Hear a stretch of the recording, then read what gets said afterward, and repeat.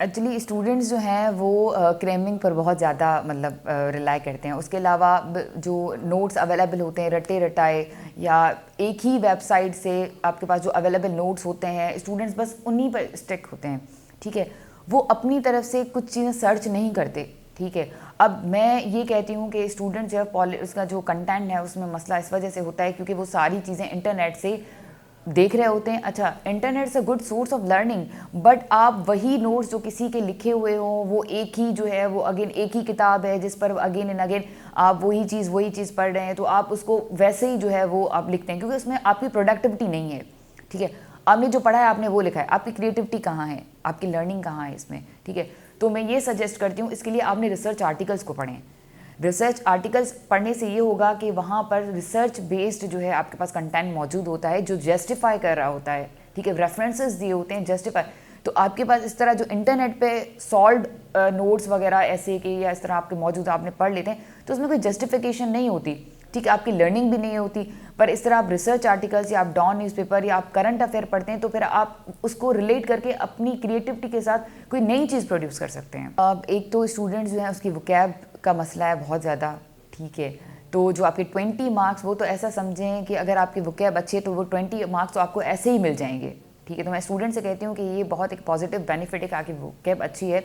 20 marks बहुत होते हैं। ठीक है, आपको 18-17 भी मिल जाए आपकी वोकैब की वजह से, तो एक तो वोकैब अच्छी नहीं होती, स्टूडेंट ध्यान ही नहीं देते कि हम अपनी वोकैब को इम्प्रूव करें। वो कहते हैं कि वेस्ट ऑफ टाइम ही या time consuming and all that, तो वो उसको जो है वो निगलेक्ट कर देते हैं। दूसरी वजह ये है कि आप जो प्रेसी वगैरह पढ़ रहे होते हैं, ठीक है, आप उसको अंडरस्टैंड नहीं कर पाते। अगेन इसके साथ इशू भी यही है कि उसके बीच में जो वर्ड्स आ रहे होते हैं उसकी वोकैब जो होती है वो आपको समझ में नहीं आती।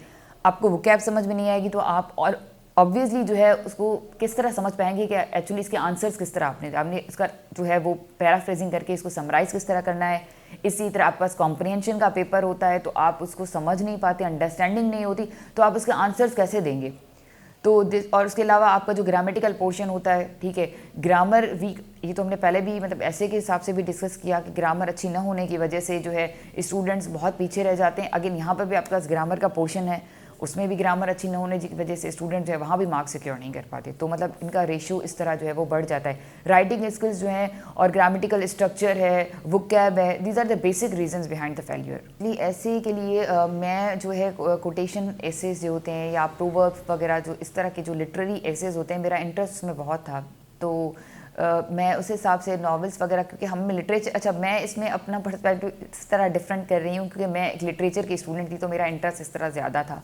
तो स्टूडेंट्स जो हैं मैं उनसे कोई ऐसे का कोई ख़ास बुक तो नहीं मतलब रिकमेंड करूँगी क्योंकि हर स्टूडेंट जो है अपनी मर्ज़ी से जो भी बुक ऐसे का पढ़ना चाहें एक दो वो पढ़ सकते हैं। पर मैं ये कहूँगी कि वो रिसर्च आर्टिकल्स पढ़ें और डॉन न्यूज़पेपर पढ़ें क्योंकि आपका ऐसे जो भी आ रहा होगा आपने उसमें वही नॉलेज जस्टिफाई करके लिखनी होगी जो आपने खुद से पढ़ी होगी, मतलब करंट अफेयर हो, क्योंकि आपके ऐसे बिल्कुल इसी तरह रिलेवेंट होके आते हैं। ठीक है, तो आप जस्टिफाई कर सकते हैं।